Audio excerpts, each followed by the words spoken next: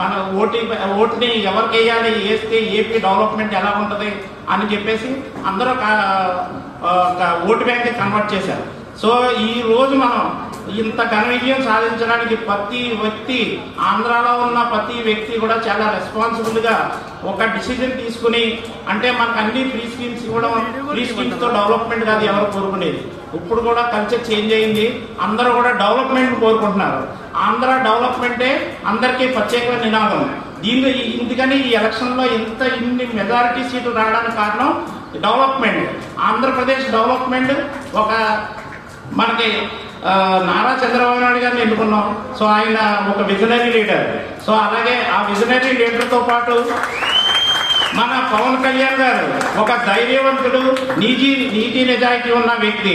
So ఇటువంటి ఇద్దరు కలిసి ఆంధ్రప్రదేశ్ డెవలప్ చేస్తారు. అలాగే మనకి సెంటర్ నుంచి కూడా ఫుల్ సపోర్ట్ ఉంది. సో